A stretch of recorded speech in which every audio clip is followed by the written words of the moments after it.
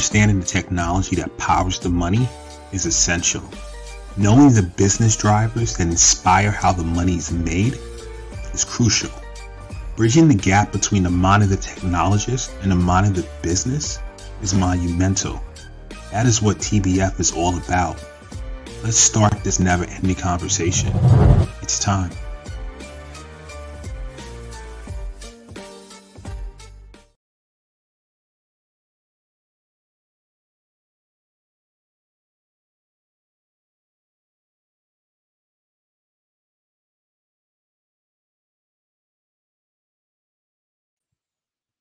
Welcome back to another episode of the Tech Behind FinTech. Really excited as always. I have a returning guest, Jack Shadle, auditor extraordinaire for SOC2 and other services. Jack, how you feeling today? I'm good. I'm happy to be here. Glad to be back. That you wanted me back at all. No, it's I'm happy to do it, man. No, it's definitely awesome. I'm getting together all of just have to do some housekeeping things for the show. We are streaming live from Facebook, LinkedIn, YouTube, Twitch, and also Instagram. Have to do something real quick. But before I get into that, let me read Jack's bio. Even though he's a returning guest, some of you may not know him, so I have to do the bio thing. I just love to hear it. It's just so good, right? Yes, I love it. Introducing Jack Shadle, our guest on today's episode. Jack is a senior audit associate at Sensiba, specializing in SOC2 Type 1, SOC2 Type 2, and HIPAA audits. He is well-versed in GRC tools like Drata, Vanta, and SecureFrame, and has experience guiding clients without audit software to meet SOC2 and or HIPAA standards. Jack's expertise extends to frameworks such as SOC 1 and ISO 27001. Prior to his current role, Jack worked in the health technology industry, focusing on governance, risk, and compliance, and assisting his firm in preparing for SOC 2 endeavors. He holds a bachelor's degree in business information systems with a minor in legal studies at Illinois State University. Welcome back, my friend. So today's title, right, is SOC 2 compliance achieved, now what? So, and the reason why I wanted to bring this topic up and talk about it is because, sometimes, and from your experience, we could talk to this, right? Sometimes companies feel like, okay, I have the SOC 2 compliant, I'm great for life. And it's not necessarily the case. So I kind of have some stories around that. And I know that you have a ton of stories. And I want to talk about that today. Let's get it. Cool, man. So before we jump into the conversation, let's not take some of the things for granted. Can you help the audience understand what is SOC 2? Yeah, so SOC 2 stands for System and Organization Controls. And it's basically we're looking at a specific application, so a specific in-scope product over, and if it's a type 1, we're looking at that product at a certain point in time. So let's say it was February 9th. And then once we get into type 2, that's looking at that specific product over the course of a set review period. So anywhere from 3 to 12 months. So we're looking at, like I said, a particular web product, and we're also looking at the surrounding security controls that, allow a particular business to carry out the services that it does and serve its customers. So that's looking at the code changes going into the web application and how making sure that those are all verified and validated and everything's getting approved and tested properly before going to production. That's the encryption of the the cloud environment that supports that web application. That's the firewalls. That's the the multi-factor authentication for anybody to be able to access that application, both external and internal employees.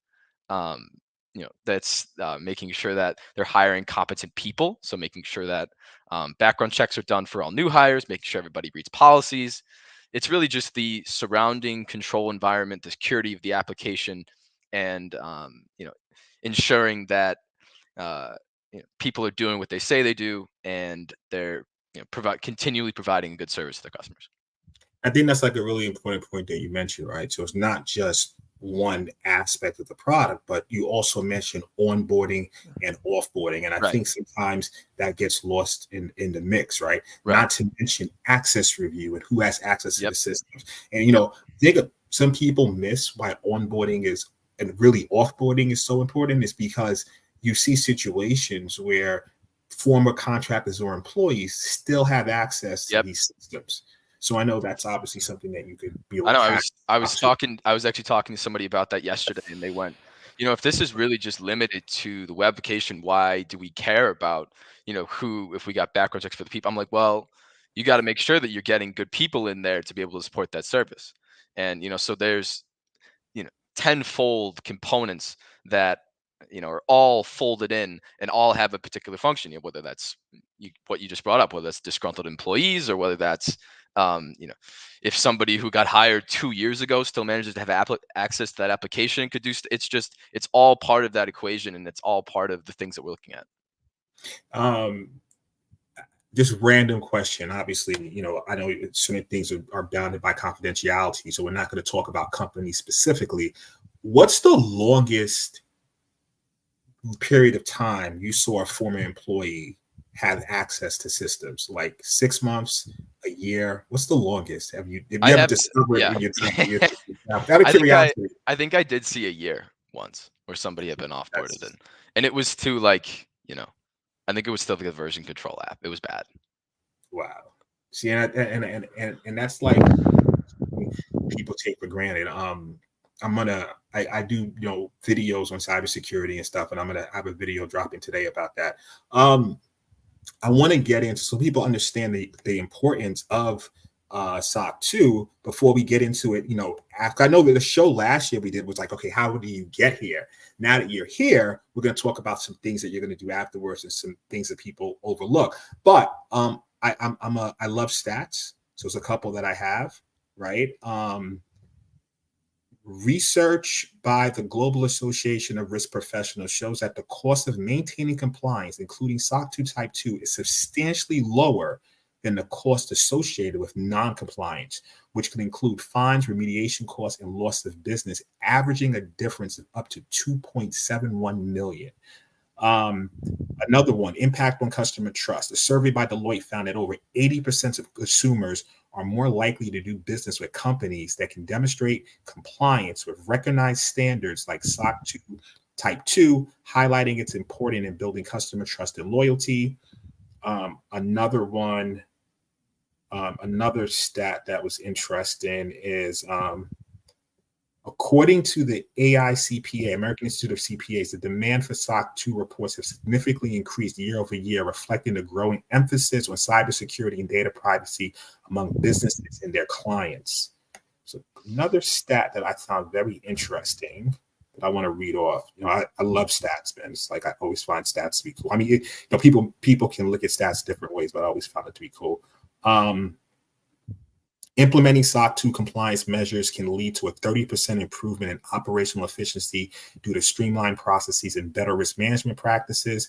And before I go stat crazy, the last one I'll read, and it will be over stats. Studies reveal that companies with SOC 2 compliance report 40% fewer security breaches compared to those without, underscoring the effectiveness of SOC 2 and enhancing security measures. So, all right.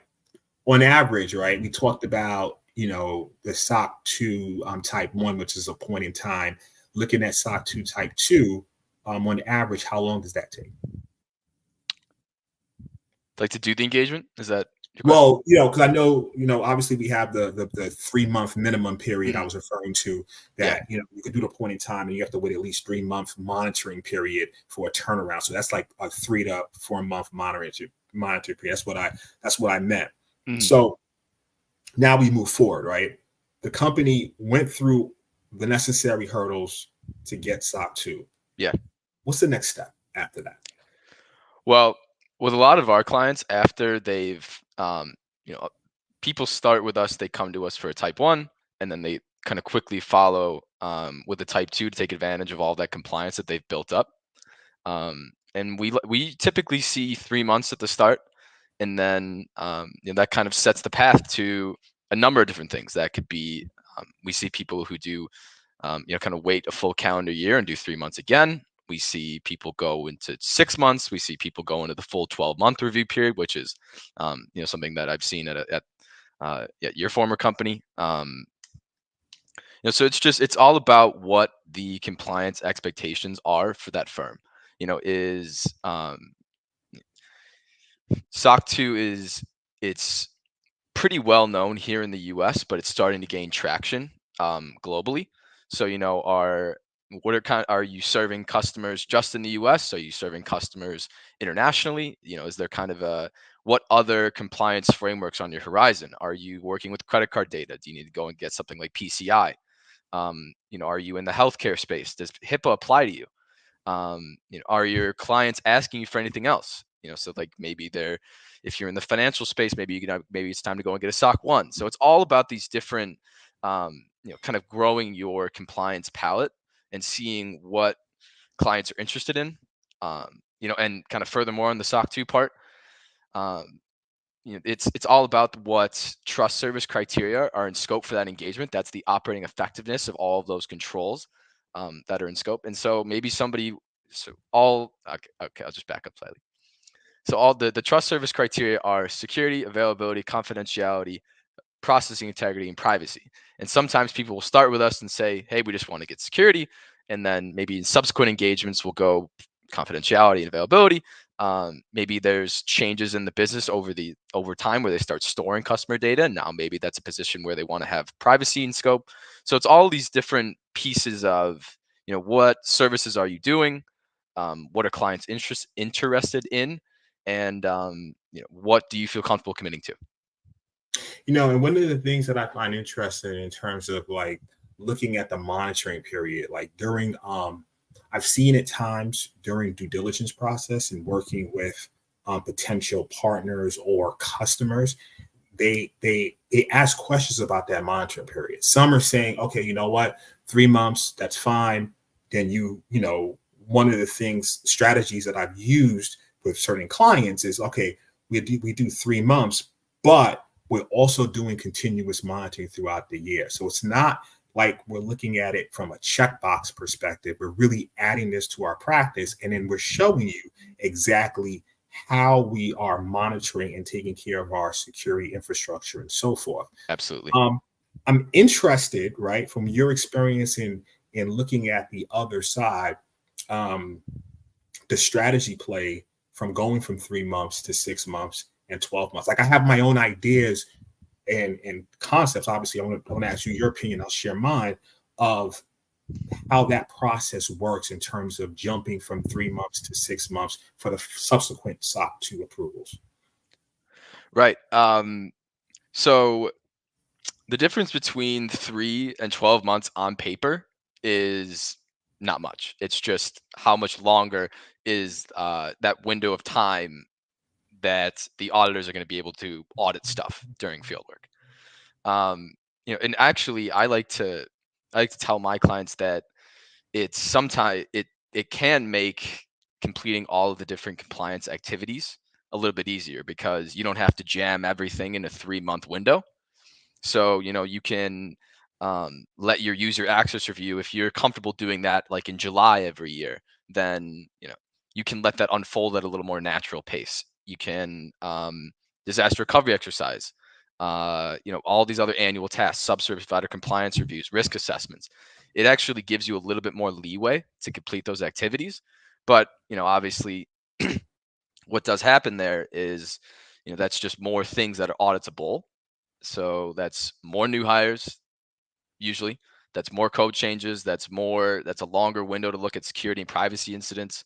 So you kind of have it on both sides where, yes, you do have more time to complete your annual activities and, all your quarterly activities, everything that's kind of like driven by a particular cadence.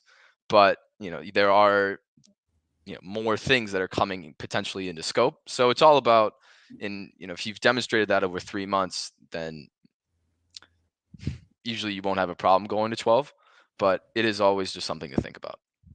And it's kind of back to just to close out. It's like, what are you comfortable committing to as a firm?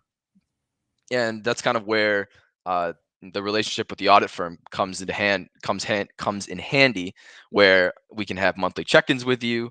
We can, if you complete a risk assessment, just kind of say, hey, how do we feel about this? User access review, kind of same thing. And it's that relationship with the audit firm that, we're here to help you. We're here to make sure there's a valuable experience for you, and you can lean on us at any time. And I think it's important to mention, people don't understand that, right? What SOC2 is created by AICPA, right? And you have to have a CPA audit firm actually complete the report and check the assessment. So, it's interesting because, I'm obviously not a CPA. I'm more of a cybersecurity guy, right? That help companies with it. And that's the handoff. Like, so somebody like me will handle the setting it up, the prep work, getting everything ready, managing the behind the scenes, different third-party connections, and looking and setting up, we go with the automation route, which I highly recommend to my clients and so forth, is really ensuring those connections and integrations and making sure those checks are made. But the actual SOC2 report, which is important to mention, has to be done by a CPA auditor. Right. And I want to, speaking of which, right? So one of the things I always talk about, like some people and had conversations with past clients, is like, all right, obviously, right, getting a SOC 2 versus a company that's not compliant, you're in a much better security shape overall. But this is my take, right? It's not the end all be all for your practice, because, the CPA auditor is not going to get deep into your application security and looking at DevSecOps and running. I mean, you're gonna definitely see some vulnerability scans, but really kind of setting up that practice. And like, I want to get your take on what's your opinion on that? Yeah, I think it's definitely an interesting avenue, because so there's something we call it audit risk, where it's what's the risk that the auditors won't uncover a material weakness, essentially, is what it boils down to. So there's always that aspect that, an auditor is only going to look at so much, like kind of what you were just speaking to. But, and it's really a reflection of the major internal controls. There are always kind of things that are working in the background that may not be in scope, or that might not touch the in scope product. So there is always kind of that fear. But I suppose that's why you continue to come back every year. A SOC 2 doesn't expire, but a lot of customers like to see their business partners renew that assertion, or at least come to their CPA firm and have that engagement done every year, just to continually say, the controls that were in scope were suitably designed and operating effectively every year. So it's that it's looking at those things, the totality, over a period of time, so that's individual review periods coming back every single year, and just developing a pattern, and knowing that our controls have to be doing this, and this, or else we're potentially facing control weaknesses. And even though I did it, that's a good question. That's a good point that you mentioned, because now I want to talk about that, right? Maybe I didn't read the fine print in this aspect, but I actually thought, and this was a practice I set up with the people I work with and clients, I thought it does expire every year. But you're saying that it really doesn't. Technically, it doesn't. Interesting. Because it's a yearly thing, and we were like, we got to get it, and that's why I stress so much about like the things that we're doing after that final compliance is met. Because if we do the same things throughout the year and manage that effectively with a compliance automation solution and so forth, and our entire security infrastructure, it makes the following year that much easier. Yep. Rather than just getting it and saying, okay, guys, we'll meet back next year. So that's interesting. So technically it doesn't, but industry practice, business partners, especially large banks and so forth, that you'll do business with, our customers, right? Especially in our realm of dealing with fintechs, they want to see that on a yearly basis. Yeah, like let's say that you were coming to me for some kind of service, and I provided you a SOC 2 report, except it's from 2021. How valuable is that in the year of our Lord 2024? That's a great point. That's a great point. It's just so much. It's so funny that you say it, because I really, all this time I was just like, all right, no, it expires. Okay, let's got a LinkedIn user. Don't know. I don't see your name, but thank you for your comment. Let's jump on that. Is SOC 2 a compliance or just an attestation? A compliance. So it's it is not. You can say that you're SOC 2 compliant, and it is an attestation, but there is no certification, I think, is the goal of this question. So if you ever hear somebody say that they're SOC 2 certified,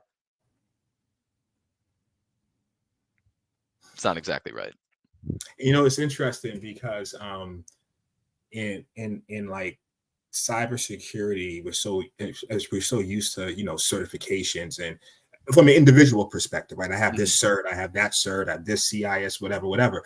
So coming with that mindset, and you actually in our last episode corrected me, my train of thought with that, because I was one of those people. I was like, because we look at it just like, all right, especially like any sort of security thing we do, okay, we got to get certified in this, we got to get certified in this. So you took that same mindset to a company. It was like, oh, we got to get a SOC 2 cert. And then I even heard people on the board saying, oh yeah, you got to be SOC 2 certified at customers. So it's interesting. And I've since corrected it during our last episode last year. Like, you have to be SOC 2 compliant with attestation. But the difference between this and other attestations is it has to, you're getting it verified by a third party, right? A third party, because there's some frameworks. It's just that, all right, I do this, and I'm basically attesting that I do it, but it's not being validated by a third party, which is to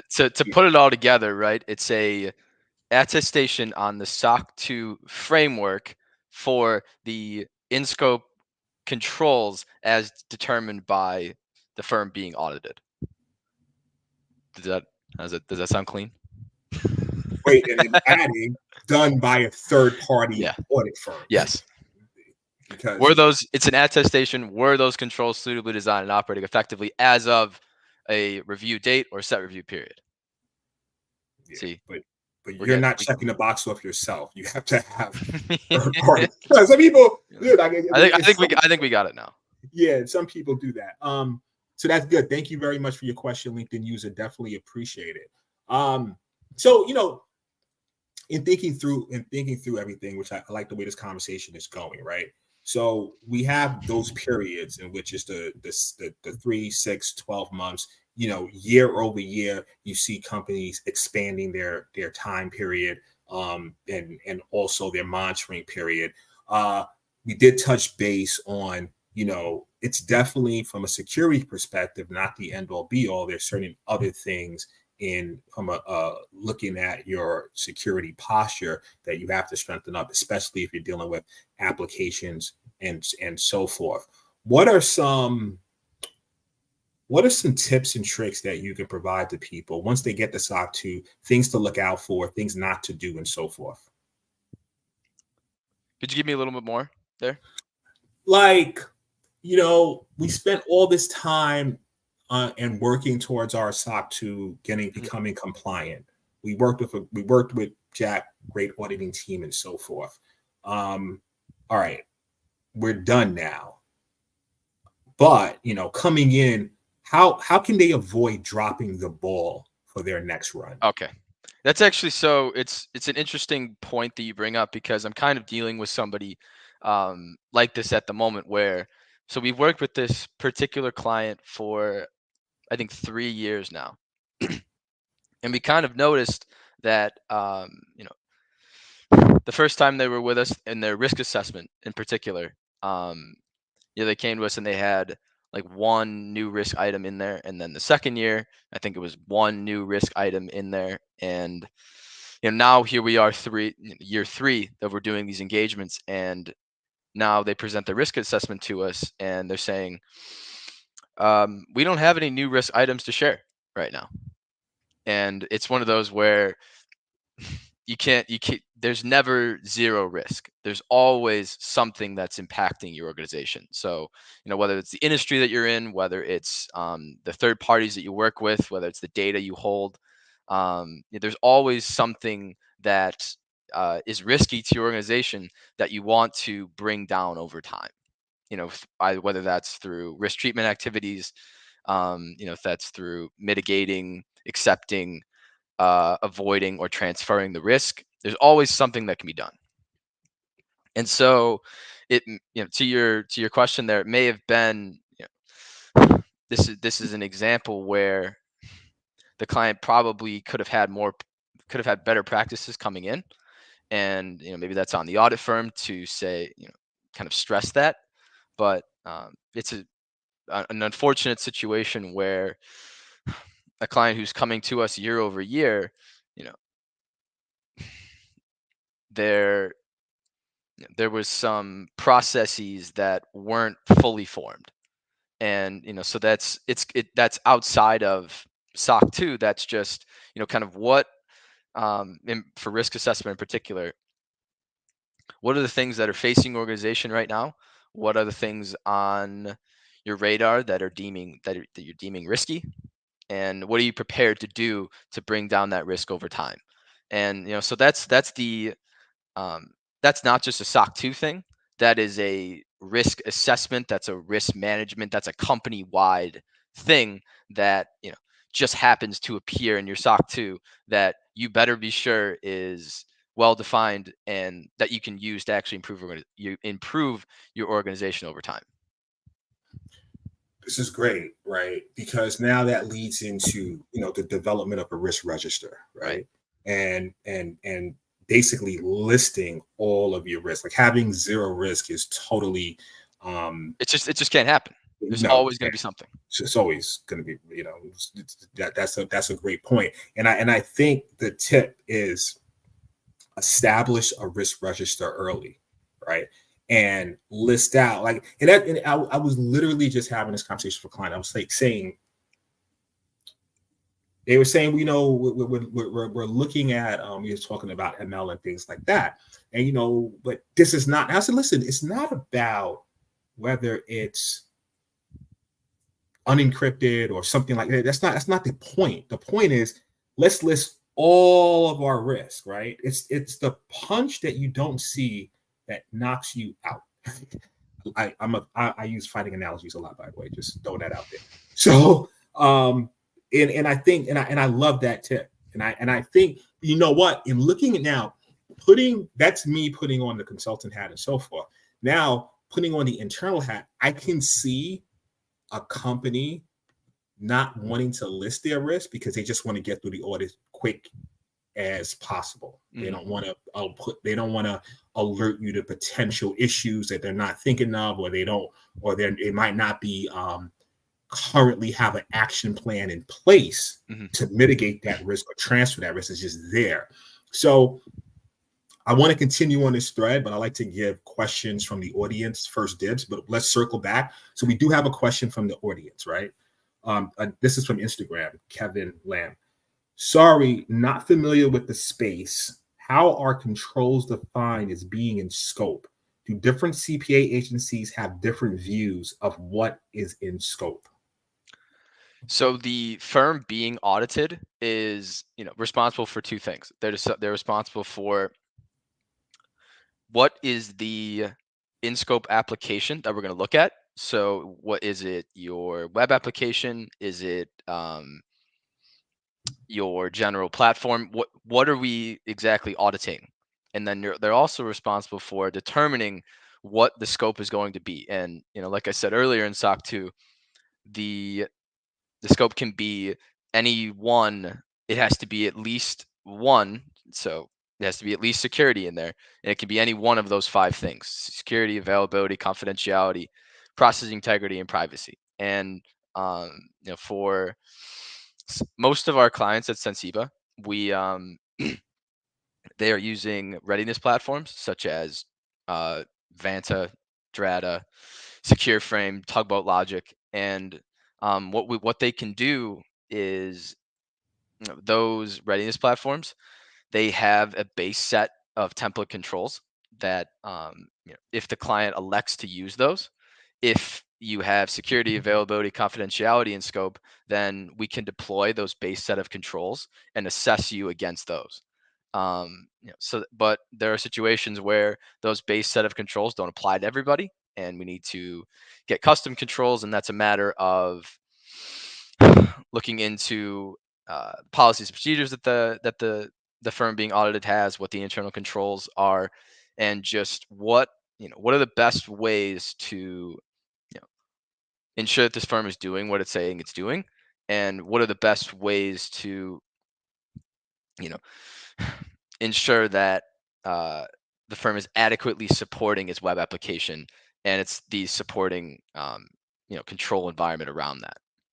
So I suppose to bring that all together, it's on the client to decide what exactly that scope is going to be, and then during the readiness phase, it's a process where we can decide what exactly those controls are going to encompass. Oh, okay, Kevin, that was the answer to your question. If you have further questions, feel free to just drop it in the Instagram chat like you just did. Circling back to the point about the risk register, right? Mm-hmm.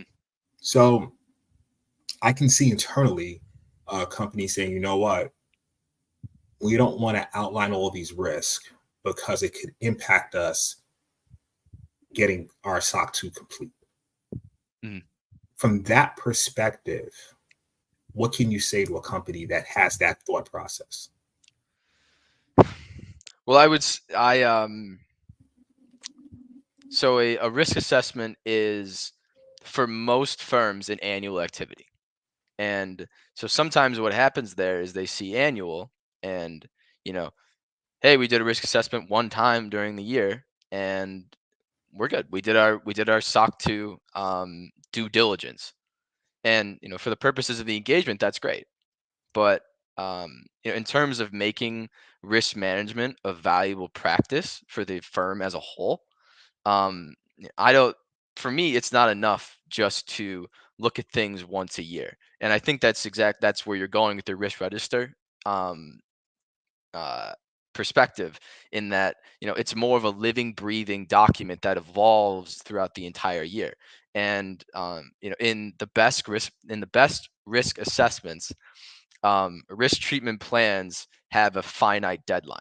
We're going to implement this new control by Q3 of 2024. And, so as an auditor, maybe we should start looking to see that, and it's tough kind of with the confines of an audit in particular. We're only looking at you we're only looking at you at a particular point in time, but I'd like to be able to come back in Q3 2024 and what's the status of this risk treatment plan right now? Does it still work? Does it need to be amended in any way? Is the responsible party who's who's the responsible party who's responsible for implementing that new control, is that still appropriate? Do they need more help? It's just, if risk management can be something that throughout the entire year is, it's at the top of mind throughout the entire year, and it's something that we can add new risks whenever we want. We can subtract risks. We can add new risk treatment plans at any point. If you kind of elevate it from just an annual activity to something that is consistently thought about during the entire year, then I think that's pretty valuable. No, that's extremely valuable. And I think, it's a few things that you mentioned there I want to touch on.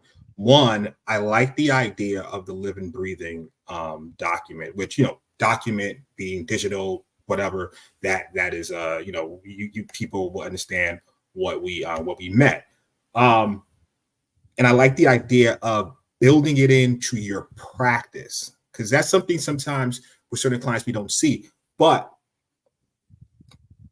what I want to touch on, though, is the company, for those who are just looking at the SOC 2 as the checkbox and not really looking at it and the risk assessment for the value that it has in terms of, you have a cadence of assessing your risk, putting dates, moving, shifting dates if you don't have the resources to complete it, but you're aware of it. Can they risk not getting SOC 2 compliant? Like if you come in and say, listen, you had this on your risk assessment. I looked at your risk register. Let's think of something. It could be whatever. It could be something around your establishing an efficient background check services by X date. You missed that date, right? Mm-hmm. Can that impact them completing the SOC 2, or would that go as a negative mark on the report? How does that work for those companies that are concerned with that? Yeah, I think that would be less in the finding category and more in opportunities for improvement. Because we're not going to be looking at, field work is only for so long, and I'd like to see clients say that something is ongoing at the time. I like to see that, hey, like you just said, we don't have the resources for this right now, but we have a definitive plan that we're going to have this fixed in 6 months. And I like to see that that evidence of remediation, and that there's a plan to address that over time. So it's tough to say. Like I think if you missed it, yeah, I think recommendation would be the best route for me. Yeah, I mean, and I think the reason why, with the example, the case study that you mentioned, in which you saw year 1 and 2, this company had like 1 risk, and all of a sudden went to 0 risk, because from looking at it, there's a different lens I look at it from, right? I look at it from the lens of, okay, I'm coming in to help you. This is a situation. Look at it from the lens, listen, we don't have that much budget. We just want to get through the SOC 2 because we need it, because we're trying to close this big deal. And part of the big deal, they need the SOC 2. Board's asking what's going on.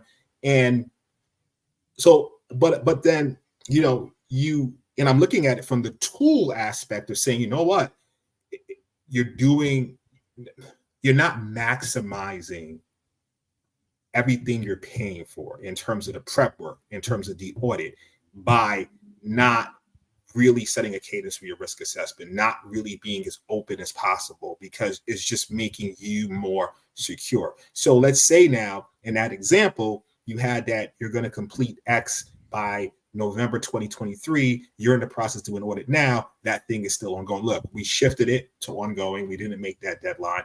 We still have it as a risk. Oh, and by the way, in our current assessment, we added additional risk that we have a plan for remediating. Mm-hmm. Based on what you're saying, I think, and correct me where I'm wrong, right? I just want to make sure I'm hearing you correctly. You look at that more favorable than a company saying, you know what, we have 0 risk, so you don't got to think about that. Right. Yeah, I like to give my clients the benefit of the doubt, and I think it's tough to say. Sometimes it's tough to say that in January, to say that we're going to have something implemented by June, and so if it ends up that you don't have it until August, I think as long as you are transparent about that, that shouldn't be. I don't think it's something that should be penalized. All right, no, that's good to know. So I could see that being a general concern why they may not fully fill out their risk register and develop that into their practice, which obviously as we're both saying and we're both advising, that is a great practice to have. That's an excellent tip, because it's interesting. Like, I didn't know when I asked that question, you were going to go in that direction, but I love the thread that it opened up in terms of establishing a risk register, in terms of having a cadence around your risk register, and look at it like, this is something that we constantly look at, constantly review. And it's deeper than just, the security team. This is from an organizational level that we have to understand our current risk. Right. And I think it works on the flip side too, where, maybe in the risk assessment, maybe in the formal risk assessment exercise, you said, we're going to need until Q3 to do this thing, but it ends up being done by Q2. And, so that's, I think that's the value of this risk register, this evolving document where you can be responsive to what's happening with the organization and, your ability to deliver new things. And I want people to understand, right? Like is what you mentioned earlier, right? In terms of the risk, right? When different wars break out, it may be a risk to your business, right? If it's impacting your vertical. And that's something, obviously, you have no control on that global level of ending a war, but you can list that as a risk. So it's not just things around directly within your company. It can be external factors that impact your vertical that can potentially impact your clients, can potentially impact you, that you might not have any formal control over, but understanding the risk and understanding the impact, because you might not have control about ending wars. I mean, we wish we had control over that. We don't, but you do have control over, okay, how do I mitigate this particular impact? Yep. How do I transfer it? Do I have to get insurance against it? Do I have to get a certain type of vendor that is in this region versus that region? Do I have to look at, where my cloud regions are deployed? Where there's things going on, do I have to shift my cloud region? Do I have to have the disaster recovery? Do I have to have some, it's 1,001 things, right? But by not even listing it, you're not thinking about it. And then and that's, and when something happens, it's like, oh wow, I didn't really know that could happen. Yeah.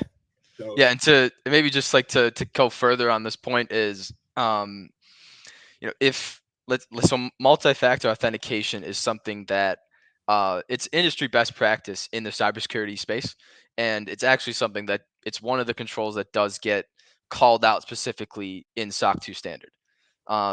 And but if you're just doing that just to get through SOC 2 and you're really not thinking about the large scale of what that control actually does for you, then so if it's got plenty of different advantages for your organization. That's from an internal perspective, that's making sure that everybody who logs into every XYZ employee is authenticated properly in order to access company resources.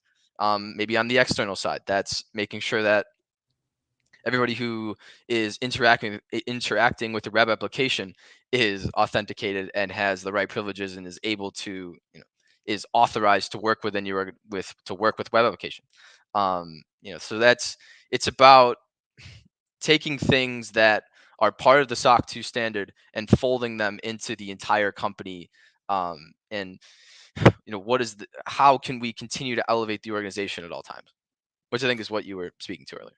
Yeah, man. It's like these controls are not just checkboxes. They are elements that can help your entire cybersecurity program. I mean, that's why they're there. It's just that, and the thing, I mean, look, I'm personally, from working with different clients in different roles, I personally like frameworks because I don't remember every single, I mean, I know, general stuff you're thinking about, but with the frameworks, whether it's SOC 2, NIST, GDPR, all these things, what it helps is like, oh, you know what? True. I totally forgot about that thing. So it's like an overarching. And then obviously with security, and when you start getting like rolling the sleeves and getting real technical, whether it's cloud security, whether it's application, AppSec or whatever, that's a whole different thread. But these overall things to just manage your entire, your posture and your security program, frameworks basically help. It's like it's similar to using like a template. Like, okay, these are the things that I need to set up to effectively manage a cybersecurity program. Yeah. So like on that, there's a framework that's called OWASP, which kind of helps with secure coding practices. So you can implement that framework, but if you don't have the surrounding controls around that, so like you can implement that framework to have secure coding practices, but if you're not approving those code changes, if QA testing isn't happening, if segregation of duties isn't being upheld, you have a great framework, but the surrounding internal controls around it aren't allowing you to succeed as a firm. No, I mean, look, great point. I mean, OWASP and AppSec, whether it's referred to OWASP top 10, they have that for, whether it's web development, whether it's mobile development. I think they're doing now one for MLOps and stuff. I mean, great point that you mentioned, right? Like these are definitely the things that you're looking out for, but what are the surrounding practices to help support that initiative? No, great point. Right. Like, is there a good software development lifecycle policy that governs all of those different things together? So it's all part of it, man. No, I love it. We have to take a quick break for our sponsor, and then we'll be right back with more insights and questions. Let's do that real quick.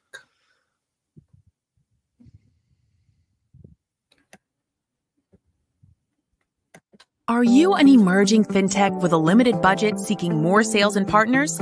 Introducing Strategic Generation, your partner in leveraging cybersecurity for sales and partner enablement. Fintechs often lose opportunities due to unsophisticated cybersecurity programs. That's where we come in. Strategic Generation assists with due diligence, security posture visibility, penetration testing, and on-demand virtual CISO services. We connect your systems to our partnered platform, and voila! Instant access to real-time diagnostics and compliance frameworks such as SOC2 and PCI DSS. Gain the confidence of prospects and partners. Strengthen your cybersecurity program and drive success. Stop losing deals due to cybersecurity. Visit strategicgeneration.com and click on On-Demand CISO to connect with an expert.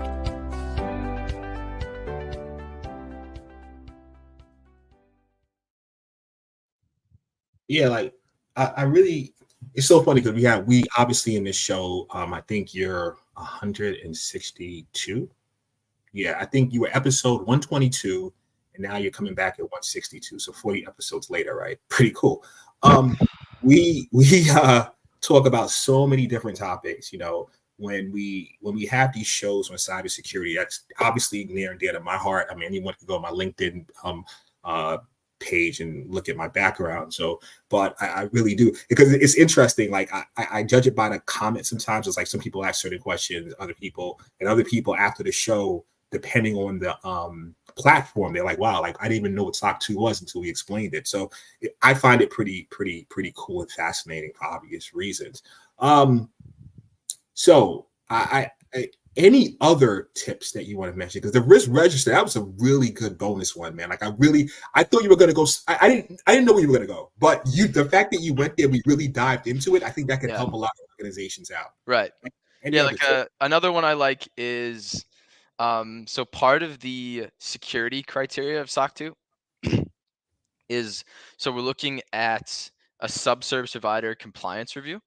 So a subservice provider in SOC 2 language is anybody who, it's a third party who you're pushing out responsibility for certain controls. So like the most common one is like an AWS with physical security, right? Just being able to, they're taking responsibility. You don't have on-prem systems. You are outsourcing that work to them. So what we ask you to do as part of the security criteria is review their most recent SOC 2 every year. And so a lot of my clients will be there's an easy way to review that document. You can just kind of certify that you read it on a certain date and give a few notes about it. And the readiness platforms we work with make it pretty easy for clients to hit that threshold and allow us to say that controls are suitably designed and operating effectively. But kind of what's the underlying purpose of that exercise is, so if AWS is responsible for your physical security, which is basically allowing everything that you do as a firm to exist, and God forbid that AWS were to have a control weakness or an exception identified in their SOC 2 report, you'd want to know about that, right? Your most critical vendor potentially has control deficiencies in their most recent SOC 2 report. That's something that if I was investing a lot of money into AWS for starters and delivering a service to my clients, I want to know that my most critical vendor potentially had something wrong. So that's kind of the goal of, taking it, another example of taking something that's part of the SOC 2 standard and, how is this benefiting your company as a whole? And, what's kind of really the underlying purpose in that exercise. I mean, that's a great point when you start looking at vendor management, and so forth, like you mentioned, with the readiness platforms that I work with as well. That's something that's extremely important. I like that tip. I mean, mentioning AWS, obviously multi-billion-dollar company, but when we start looking at third-party vendors that are not as big, but that you heavily rely on, that's a SaaS-based tool that you may be leveraging for your platform, not publicly traded, they don't have as many regulations and strict practices as AWS, and here's the cool part, right? Let's say that you identify a certain risk in them. Guess where that goes? Back to the risk register. So it's all circular, right? But having that idea, like or knowing, is extremely important. So Right. The one thing I want to get your opinion on this. I know we're almost at time. What happens when you now rely on a third-party vendor that does not have SOC 2?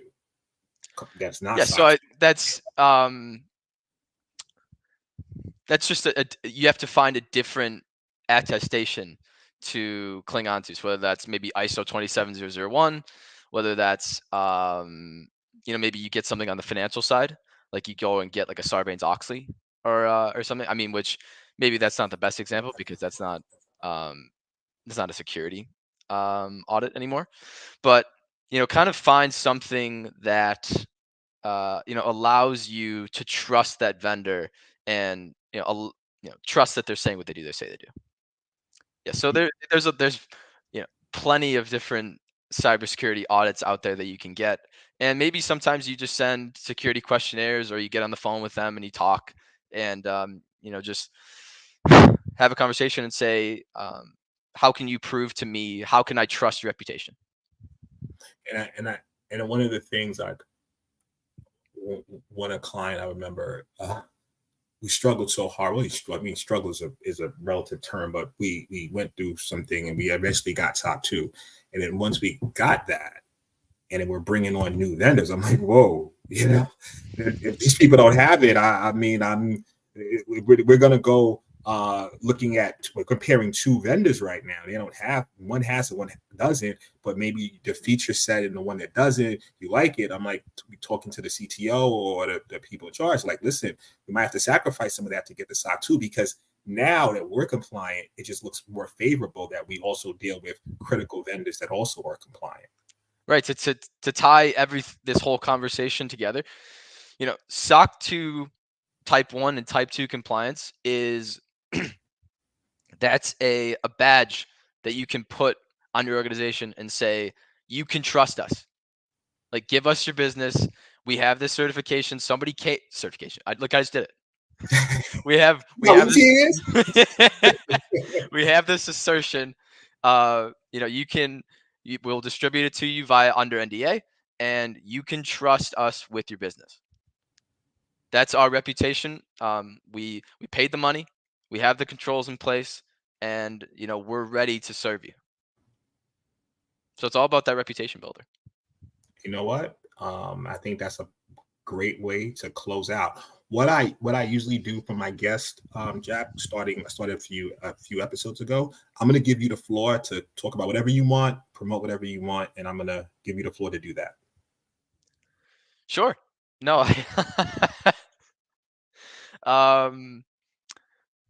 Yeah, feel free to reach out. LinkedIn. I know I'm Instagram, Twitter, those two things, but primarily LinkedIn. Let's keep it professional. But Sensiba is continuing to grow. Where we get more and more business every day. Anything that you need from us, whether it's SOC 1, whether it's SOC 2, whether it's HIPAA, we just expanded our ISO practice. We got a lot of really awesome people who are heading that. We just got our actual accreditation. So we've been able to deliver those engagements for a while now, but now they can have the official ISO accreditation seal on them. Yeah, so a lot of really exciting things are happening. If you need help kind of starting your compliance journey, feel free to reach out. We can have a conversation.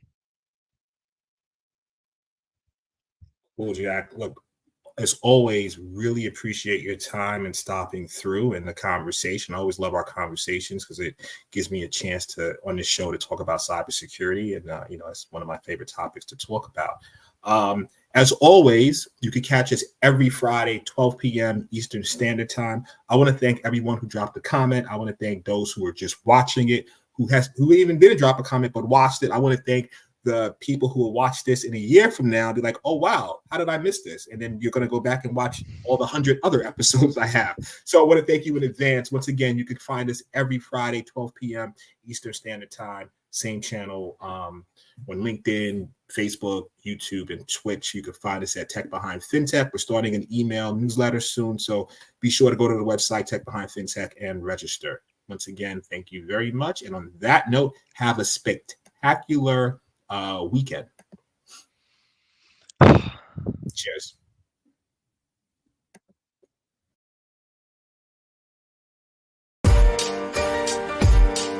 Understanding the technology that powers the money is essential. Knowing the business drivers that inspire how the money is made is crucial. Bridging the gap between the mind of the technologist and the mind of the business is monumental. That is what TBF is all about. Let's start this never-ending conversation. It's time.